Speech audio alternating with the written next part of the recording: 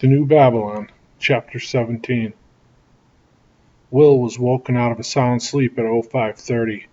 Will Jr. was shaking his shoulder. Dad, I hear dogs coming this way, up the hillside. As Will cleared the cobwebs from his head, he could hear them too. Sounded like two, maybe three dogs. As they grew closer, he could see flashlights as well. Will didn't say anything. He communicated with the kids using several hand gestures. Lindsay and Will Jr. quickly went into action. Quietly, Lindsay gathered her sleeping bag and her bob. Will Jr. did the same. Then he grabbed the rifle he had slung over his shoulder and pulled it to his side, resting it from its sling in the low ready position. He looked at his watch and quickly looked around. He pointed east and held two fingers out, pointing straight ahead of him. He shook them twice at the ground, signaling the kids to double time it in that direction. After they both passed him, Will looked back to gauge the distance from the approaching party before falling in behind the kids. When the dogs reached the camp, moments later they circled around it, sniffing everything and whimpering loudly. One of the three men handling the dogs looked around and said, "Someone was definitely here, and by the scent Roy here is picking up, I'd say not too long ago." The lead dog stopped circling and pulled his handler toward the underbrush, where Will and the kids had just departed camp minutes ago. "They went this way," the handler announced. Bear sat in the dark radio room, listening to the silence on the headset. She sipped her coffee and smoked her cigarette. The protocols allowed for Will to attempt to make contact every hour on the hour. But Bear had been monitoring the radio all night. She felt the desperation of the situation growing. Since the mention of the possibility of leaving without Will and the kids last night, she sat up, hoping against all odds to hear from them. She sat thinking of a valid argument for staying and waiting a little while longer. But with Will and the kids more than 2 weeks overdue, and the team having been discovered already by the two men posing as deputies, she knew that moving on was inevitable, and that it was prudent. At the same time, the larger part of her wanted nothing more than to stay and wait, no matter how long it took. As long as there was hope for their safe arrival, she would choose to wait. She also knew and had to accept that there was a possibility that they might never know Will and the kids' whereabouts, or what would become of them. She forced herself not to think about that. It was too painful, and she was not ready to accept it, even as the most remote of possibilities. She also knew that time was running out, that she would be forced to consider all these terrible things, and soon, very soon. The discussion about their move was coming this morning, and if she could not present a valid argument, then they would be leaving. Part of her, the part she didn't want to recognize, knew that the time would come when they would leave, with or without Will and the kids. She and Bryce didn't discuss it much. Both knew where the other stood, and arguing the point would serve little constructive purpose. She had always trusted her husband, and relied on him to make the right decisions for them. It was that trust that she would have to rely on now as well, especially now more than ever before. She took a long drag from her smoke and sipped her coffee. She winced as she tasted the cold coffee. She got up, went to the kitchen, and warmed her mug with some fresh hot coffee off the wood stove. She returned to the radio room and lit another cigarette. Will and the kids scrambled down the hillside through the thick underbrush. They could hear the hound dogs yelping at a distance behind them. "There, head over toward that brook at the base of the hill," Will ordered. Run up the brook in the water. It'll throw the dogs off our scent." Will Jr. and Lindsay immediately headed in that direction. When the dogs reached the brook, they stopped briefly and ran frantically back and forth up and down the bank of the small stream, trying to pick up the scent they had been following.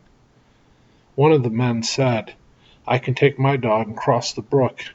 You guys stay on this side. We can work the bank downstream and try to pick up the scent wherever they exit the water."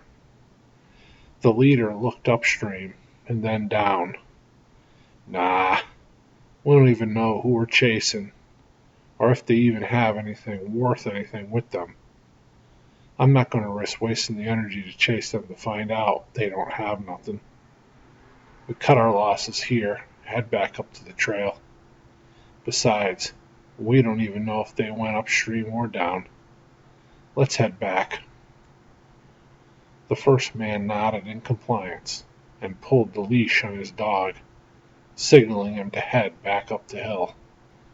Nearly 20 minutes later, almost a mile upstream, Will gave the signal to stop. The three of them stood silent in the center of the brook for a long moment. After hearing no sign of their pursuers, Will spoke quietly. "I think it's clear." He scanned the woods to each side before pointing to the east, up a short incline. "Up there, let's head for the ridge on top of that knoll. We can see what lies beyond and try to get our bearings." Will Jr. nodded, as did Lindsay. Will led them to the top of the knoll. When they crested the knoll, they stopped to have a look around. Will pulled out his map and compass and studied them carefully. After a short assessment, he pointed down the other side of the hill. "That's the way we need to go. If we follow a straight line, we should eventually come to Route 11, the secondary highway leading us toward Uncle Arby's."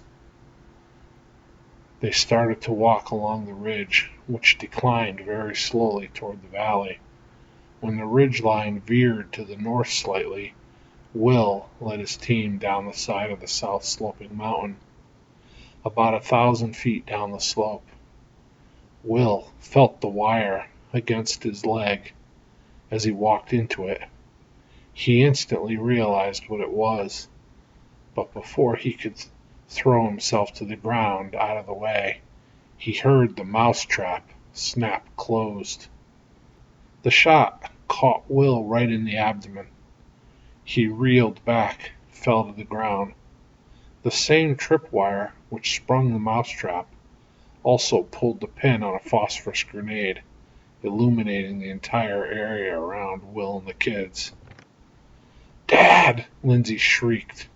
Will Jr. immediately threw off his pack and fished his eye pack out of the pouch attached to the back of it. He knelt down and cut away the shirt from his father's torso and started to treat the wound. Will was bleeding pretty badly, but he knew they had to move quickly. He grabbed the roll of Quick Clot that his son had torn from its package and held it to his wound. He barked the order at his son. "Get your sister. Head for the trees back up on the ridge. Go back the way we came. I'll catch up." Will Jr. protested. "No, Dad, we aren't leaving you." Will grabbed his son by the arm. "Listen, son, that illumination grenade told whoever set this trap exactly where we are. They'll most likely be here in seconds. Take my rifle and give me the Mossberg. Move now, don't argue. Get your sister out of here." Will slid out of his ruck and handed it to his son. Sternly, he repeated, "Go now." Will Jr.'s eyes welled with tears as he processed what this meant. "I'll catch up," his father repeated. They both knew he would not. Will Jr. looked into his father's eyes for what he knew would most likely be the last time.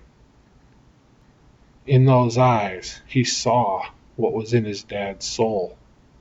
More than anything in the world, Will was devoted to protecting his kids. Will Jr. knew that, and he also knew that this was the moment his dad had trained him for his whole life. The moment when he would have to make the difficult choice. The choice to leave his father, who was so vulnerable, and get himself and his sister to safety. Will Jr. knew that he and his sister were his dad's whole world, and that if they could not get up now and leave him there, then Will's entire life's efforts, everything he did to prepare, would be for nothing. Will looked up at his kids. I love you both. Listen to me now and go. Run back the way we came as fast as you can. Lindsay fell to her dad's side, screaming hysterically. There was no way she could bring herself to leave. And both Will and his son knew it. Will Jr. racked the 12-gauge back, putting around in the chamber. He set it in his dad's hand and put his arm around Lindsay and said, Come on, Lindsay, we gotta go now. She just looked at him and yelled no over and over as she continued to cry hysterically. Will Jr. looked down the trail when he heard the crunching of leaves under the boots of the men running up toward them. He heard them talking as they advanced and knew there was at least 4 men. He grabbed Lindsay's arm and jerked her up. She pulled back like a bucking mule, refusing to go. Will Jr. slapped her hard across the face, and she froze as if in shock. Now, he demanded, and pulled her again. This time she followed him, and they headed back up the hill. When the first pursuer rounded the corner, Will could barely make him out in the dark night. He fired the Mossberg once and saw him get blown back. He fired again quickly and killed the second man as well. With every ounce of strength he had left, he managed to rack the breech open and closed one more time. He fired a third time, as the remaining 2 men were almost on top of him. He cut the third man down as the fourth and last man fired his AR, hitting Will several times at point-blank range. Will did not move as the man looked down at him. As he passed by, he reached down and grabbed the shotgun, throwing it out into the bushes. He continued up after the kids. Will, bleeding profusely and barely alive, managed to slump over to his side. He pulled his Glock 19 from his holster and powered on the laser optic. He watched it as it lined up on the back of the fourth man's head and pulled the trigger. The man fell to the forest floor, dead. Will looked beyond and saw Lindsay and Will Jr. cresting the ridge. Will Jr. briefly turned and saw his dad looking at him.